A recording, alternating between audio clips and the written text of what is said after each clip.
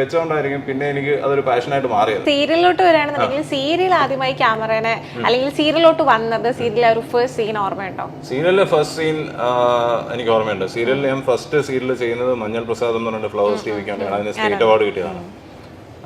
First scene എൻ്റെ ഓർമ്മ ശരിയാണെങ്കിൽ ഞാനും എൻ്റെ ബാക്കി 4 കൂട്ടുകാരും കൂടെ ഒരുമിച്ചിരുന്ന് സംസാരിച്ചുകൊണ്ടിരിക്കുന്നതാണ് first scene. That was a good experience. ഈ പറഞ്ഞാൽ അതൊരു സീരിയൽ ടീമാണെന്നുള്ള ഒരു ഡയറക്ഷൻ അങ്ങനെ ഭയങ്കര സീരിയസ് ആയിട്ടുള്ള ഒരു ലൊക്കേഷനൊന്നും ആയിരുന്നില്ല. പ്രദീപേട്ടനായിരുന്നു എൻ്റെ ഡയറക്ടർ, ദീപക്കേട്ടനായിരുന്നു ക്യാമറ, പിന്നെ എൻ്റെ കൂടെ അഭിനയിച്ചവർ എല്ലാവരും എൻ്റെ ഏജ് ഗ്രൂപ്പായിരുന്നു. മേ ബി എൻ്റെ ഏജ് ഗ്രൂപ്പ് അല്ലെങ്കിൽ എന്നെക്കാളും കുറച്ചുകൂടെ ഏജ് കുറഞ്ഞ ആൾക്കാർ. അപ്പം നമ്മളൊരു കോളേജിലൊക്കെ പഠിക്കുന്ന ഒരു അവസ്ഥയിലായിരുന്നു നമ്മളവിടെ ഷൂട്ട് ചെയ്തിട്ട്. That was real fun. അപ്പം ഫസ്റ്റ് സീരിയൽ, പിന്നെ ഒബിയസ്ലി ഫസ്റ്റ് സീരിയൽ എന്ന് പറയുമ്പോൾ it's always A memory, special thing. കാരണം നമ്മൾ ആദ്യമായിട്ടൊക്കെ ടി വിയിൽ വീണ്ടും കാണാൻ പോകുന്നു എന്നൊക്കെ പറയുമ്പോഴേക്കും എക്സൈറ്റ്മെന്റ് കാര്യങ്ങളുണ്ട്. പിന്നെ that also happened out of the blue moon എന്നൊക്കെ പറയില്ലേ. ദർ വാസ് നോ എക്സ്പെക്ടേഷൻ, അല്ലെങ്കിൽ ഞാൻ അത് ആഗ്രഹിച്ചിരുന്നല്ല, ലൈക്ക് ഇറ്റ് ഹാപ്പൻഡ്. അൺഎക്സ്പെക്ടഡ് ആയിട്ട് ആദ്യം എന്നെ ഒരു പ്രൊജക്ടിന് ഫ്ലവേഴ്സിൽ നിന്ന് വിളിച്ചു.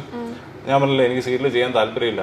ദാറ്റ് ടൈം ഞാൻ ഈ പറഞ്ഞ ലോക സിനിമാസൊക്കെ ആയിട്ട് അത്ര അടുത്ത് നിൽക്കുന്ന ഒരു ടൈമാണ്. അപ്പോൾ എന്നോട് അതിന്റെ പ്രൊഡ്യൂസർ ഷാജി നടേഷനൊക്കെ പറയും സീരിയൽ ചെയ്യാൻ എന്തിനാ ചെയ്യുന്നതൊക്കെ ചോദിക്കും. കാരണം ലൈക്ക് സീരിയൽ കഴിഞ്ഞിട്ട് സിനിമയിലേക്ക് എത്തിപ്പെടുക എന്ന് പറഞ്ഞാൽ വലിയൊരു ടാസ്ക് ആണ്, ഒരു ഹെർക്കുലിയൻ ടാസ്ക് എന്നൊക്കെ പറയുന്ന പോലെ ആണ്.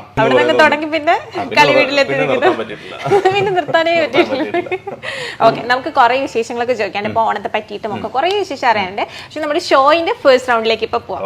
ഓക്കെ, നമ്മുടെ ഈ റൗണ്ടിന്റെ പേരെന്താണെന്ന് അറിയോ? പച്ചക്ക് പറയുമ്പോൾ നീല ഡ്രസ് ഇട്ട് പച്ചക്ക് പറയാൻ പച്ചക്ക്. ഇവിടെ കുറച്ച് സ്റ്റേറ്റ്മെന്റ്സ് നമ്മൾ പറയും. അപ്പൊ ആ സ്റ്റേറ്റ്മെന്റ്സിനോട് എന്താണോ പറയാനുള്ളത് ബോൾഡ് ആയിട്ട് അതിനുള്ള ഒരു ആൻസേഴ്സ്. എന്നെ ആൾക്കാർക്ക് പൊതുവെ ഇഷ്ടമില്ലാത്തൊരു കാര്യമാണ് ഞാൻ എല്ലാം പച്ചക്ക് പറയാം. ഞാൻ ഇച്ചിരി സീരിയസ് ആണ് കേട്ടോ. ഞാൻ പച്ചക്ക് പറയാറുണ്ടല്ലേ, അപ്പൊ ഒരു കുഴപ്പമില്ല. ഒന്നാമത്തെ സ്റ്റേറ്റ്മെന്റ്, അഭിനയിക്കുന്ന ഓരോ സീരിയലിലും 2 നായികമാർ വീതം വേണമെന്ന് ഒരേ നിർബന്ധമാണ്.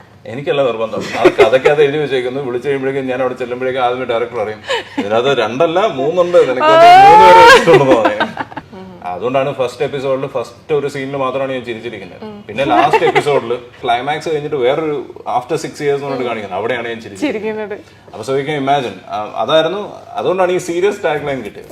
ഓബ്വിയസ്ലി ഇപ്പം വീട്ടുകാർ അറിഞ്ഞൊരു കല്യാണം, വീട്ടുകാർ അറിയാതെ ഇതിനിടയിൽപ്പെട്ടിരിക്കുന്ന ഒരു നായകൻ, അപ്പൊ അതിന്റെ ആ സ്റ്റോറി ലൈൻ അങ്ങനെയാണ്. അതങ്ങനെ യൂതനൗകയ്ക്കകത്തും ഏകദേശം ഇങ്ങനെയായിരുന്നു. പക്ഷെ അതിന്റെ അത് ഒരു നായിക ആത്മാർത്ഥമായിട്ട് സ്നേഹിക്കുന്ന ഒരു നായിക, മറ്റേത് തലയിൽ വന്ന് വിട്ടുപോകുന്നു, അതിനെ എങ്ങനെയും ഒഴിവാക്കി വിടണം, അതിന് മാക്സിമം ട്രൈ ചെയ്തോണ്ടിരിക്കുന്ന ഒരു ക്യാരക്ടർ. അതിന്റെ അത് ഈ പറഞ്ഞ 2 നായികമാരെന്നല്ല, ഒരാളോട് വെറുപ്പ് തന്നെയാണ്, അയാളെ അടിച്ചിടുന്ന രീതിയിലാണ്. പിന്നെ തേർഡ് ഇത് കളിവീട് വന്നപ്പോഴേക്കും ഒരു നായികയേ ഉള്ളൂ. ഒരു നായിക എന്ന് പറഞ്ഞാൽ നമ്മുടെ അനു എന്ന് പറഞ്ഞൊരു ക്യാരക്ടറാണ് ഈ അർജുന്റെ പേരായിട്ട് വരുന്നത്. അപ്പൊ അനു എന്ന് പറയുന്നത് അർജുന്റെ മുറപ്പെണ്ണാണ്. പക്ഷെ ഇത് 2 പേരാണ് നിൽക്കുന്നത്, ഒരാള് മറ്റേയാളുടെ പേരിൽ അവിടെ കയറിക്കൂടിയിരിക്കുന്ന. ഈ ലുക്കും ഭാവവും ഒക്കെ കണ്ടിട്ടാകും മസിലിൽ പിടിച്ചിരിക്കുന്ന കഥാപാത്രങ്ങളാണ് നിതിൻ ചേട്ടന് കൂടുതലും കിട്ടിയിട്ടുള്ളത്. എന്നാൽ യഥാർത്ഥ നിതിൻ ഇതൊന്നുമല്ല.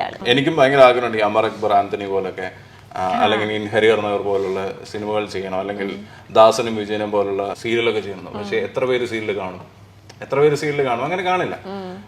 സീരിയൽ എന്ന് പറയുമ്പോഴേക്കും പൊതുവെ സ്ത്രീകൾക്ക് മുൻഗണന കൊടുക്കുന്ന ഒരു ജോണർ ഓഫ് ഇതാണ്.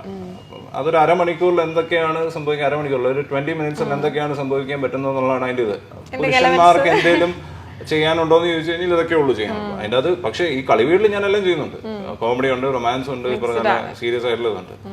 പൊതുവേ സീരിയസ്നെസ് ഉള്ള ക്യാരക്ടേഴ്സ് എനിക്ക് തോന്നുന്നത് നമ്മുടെ ശരീരഘടനയും ഇതൊക്കെ വെച്ചിട്ട് കിട്ടുന്നതായിരിക്കും. പിന്നെ ഒബ്വിയസ്ലി ഹീറോ എന്ന് പറയുമ്പോഴേക്കും കോമഡി ടച്ച് ഉള്ള ഒരു ക്യാരക്ടർ ഹീറോയ്ക്ക് കിട്ടില്ല, സ്പെഷ്യലി സീരിയലില്. സിനിമയാണെങ്കിൽ ചിലപ്പോൾ അങ്ങനത്തെ സിനിമ ജോണർ നടക്കുന്നുണ്ട്, എത്രയോ സിനിമകളല്ലേ. എന്റെ ശരീരഘടന വെച്ചിട്ട് തരുന്നൊന്നുമല്ല, എനിക്ക് എന്നെ കൂടെ കോമഡി ചെയ്യാനൊക്കെ പറ്റുമെന്ന് എനിക്ക് ആദ്യം സംശയം ഉണ്ടാകും. പക്ഷെ ഓക്കെ, അടുത്ത സ്റ്റേറ്റ്മെന്റിലോട്ട് പോവാം. ഒട്ടേറെ നടിമാരുടെ നായകനായി സ്ക്രീനിൽ തകർത്ത് അഭിനയിച്ചെങ്കിലും കളി വീട്ടിൽ എത്തിയപ്പോഴാണ് നമ്മുടെ സ്വന്തം വൈബിലുള്ള ഒരാളെ കൂട്ടിന് കിട്ടിയത്. അങ്ങനെ തോന്നുന്നുണ്ടോ? അങ്ങനെയല്ല, സ്വന്തം വൈബിലെന്നുള്ളതല്ല. ഈ പറഞ്ഞാല് ഫോർ എക്സാമ്പിൾ ബാക്കി സീരിയലിലൊക്കെ ഹീറോ ഹീറോയിൻ എന്ന് പറയുമ്പോഴേക്കും ആണ് പെണ്ണ്. ഇത് റബേക്കയുടെ കാര്യം പറയുമ്പോ അങ്ങനല്ല, ഒരാണും ആണും നമ്മൾ എന്തൊക്കെ എങ്ങനെയാണോ അതുപോലാണ്. That's only difference.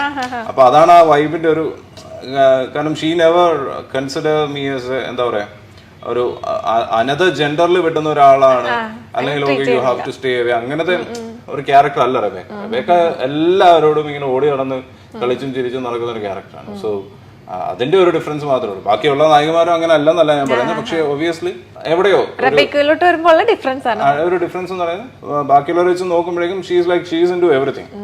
ഓടി നടക്കും, ക്യാമറയുടെ പുറകെ പോയി നിൽക്കണം പറഞ്ഞാലും പോയി നിന്നിട്ട് വേണമെങ്കിൽ ആണ് ഷൂട്ട് ചെയ്യും. അങ്ങനത്തെ ഒരു ക്യാരക്ടറാണ്. അപ്പോൾ അതിന്റെ ഒരു ഡിഫറൻസ് മാത്രമേ ഉള്ളൂ. നിങ്ങളുടെ പേരിന് പക്ഷെ എന്തായാലും ഭയങ്കര ഒരു സോഷ്യൽ മീഡിയയിലൊക്കെ ഭയങ്കര ഒരു സ്വീകാര്യതയാണ് നിങ്ങളുടെ കൂട്ടിന്. ഇപ്പം ഞങ്ങൾ ജീവിതത്തിൽ എങ്ങനെയാണോ ആ രീതിയിലാണ് എന്നുള്ള ഒരു പൊതുവെ ഒരു സംസാരമുണ്ട്. അങ്ങനല്ല, ഞങ്ങൾ പൊതുവെ ജീവിതത്തിൽ നല്ല അടിയാണ്, അങ്ങോട്ടും ഇങ്ങോട്ടും നല്ല അടിയാണ്, നല്ല ഒന്നാമതൊരു അടിയാണ്. തലയൊക്കെ തല്ലി പൊളിച്ചിട്ടുണ്ടോ? തല മാത്രം തല്ലി പൊളിക്കാതെ ബാക്കി ലിറ്ററലി കൈ കിട്ടുന്ന കുപ്പിയൊക്കെ ഒഴിച്ച് കയറി അങ്ങോട്ടും ഇങ്ങോട്ടും. സ്വന്തം പേര് ഇടയ്ക്കിടയ്ക്ക് ഗൂഗിൾ ചെയ്ത് നോക്കാറുണ്ട് ഉണ്ടോ? ഉണ്ട്, ഡെയിലി ഒരു പ്രാവശ്യം നോക്കാറുണ്ടോ? കൊള്ളതാണോ? അപ്പൊ എന്താ ആത്മനിർവൃതിയാണ് അടയുന്നത്? അങ്ങനല്ല, നമ്മളെ പറ്റി എന്താണ് പുതിയ വാർത്തകൾ, എന്താണ് പുതിയതായിട്ട് വന്നിരിക്കുന്നത്. ഇല്ലല്ല, ഞാൻ I never think about what people say about me. ഞാൻ ഗോസിപ്സിന് നമ്മൾ ബാക്കിയുള്ളവരെ പറ്റി ബാക്കിയുള്ളവർ എന്ത് പറയുന്നു എന്ന് ബോധർ ചെയ്ത് കഴിഞ്ഞാൽ it will really affect us. ഈ സോഷ്യൽ മീഡിയ അല്ലെങ്കിൽ ഫോൺ നമ്മുടെ കയ്യിൽ വന്നതിന് ശേഷം ഈ പറഞ്ഞ മാതിരി നമ്മൾ നമ്മുടെ ജീവിതത്തിൽ നിന്ന് മാറി ബാക്കിയുള്ളവർക്ക് വേണ്ടി ജീവിക്കുന്ന ഒരു അവസ്ഥ ഉണ്ട്. ഫോർ എക്സാമ്പിൾ സുവർണയാണെങ്കിൽ ആദ്യമേ എന്താ നോക്കുക, ഓക്കെ ഇൻസ്റ്റാഗ്രാമിൽ ഒരു സ്റ്റോറി ഇടാം, ഇന്ന് നല്ല ഡ്രസ്സാണ് അല്ലെ, അത് വാട്സപ്പ് സ്റ്റോറി എന്തിനു വേണ്ടിയാണ്? നമ്മളെ സാറ്റിസ്ഫൈ ചെയ്യണ്ട, ബാക്കിയുള്ളവരെ കാണട്ടെ എന്ന് വിചാരിച്ചിട്ടല്ലേ. അപ്പൊ നമ്മൾ ജീവിക്കുന്ന ബാക്കിയുള്ളവർക്കായി പോകുന്നില്ല. ലൈക്ക് ഞാനിപ്പോ സോഷ്യൽ മീഡിയ യൂസ് ചെയ്യുന്നത് ലൈക്ക് ഇതിന്റെ ഒരു പ്രൊഫൈലാണ്. Somebody has to see okay ഇതൊക്കെയാണ് ഞാൻ ചെയ്തിരിക്കുന്ന വർക്ക് എന്നുള്ളത് അറിയാൻ വേണ്ടി മാത്രമാണ് ഞാൻ സോഷ്യൽ മീഡിയ യൂസ് ചെയ്യുന്നത്. അപ്പൊ ഈ അതിന്റെ അടിയിൽ വരുന്നത് അല്ലെങ്കിൽ അത് കഴിഞ്ഞിട്ടുള്ള വരുന്നതിനെ പറ്റി I should not be really bother. അത് എന്നെ എഫക്ട് ചെയ്യും. എന്നെ ഒരു പ്രാവശ്യം എഫക്ട് ചെയ്ത് കഴിഞ്ഞാൽ അതെന്റെ ബാക്കിയുള്ള ഫാമിലി മെമ്പേഴ്സിനെ ഒക്കെ എഫക്ട് ചെയ്യും. കാരണം എനിക്ക് ഓരോ പ്രാവശ്യം ഒന്ന് നെഗറ്റീവ് വൈബ് അടിച്ചു കഴിഞ്ഞാൽ അതിനെ ഏറ്റവും കൂടുതൽ ഇൻവേഴ്സ്ലി പ്രൊപ്പോർഷനേറ്റ് അടിക്കുന്നത് ആർക്കാണ്? എന്റെ വീട്ടിലുള്ള. വീട്ടുകാർക്കാണ്. I don't really bother about the gossip. അതൊരു നല്ല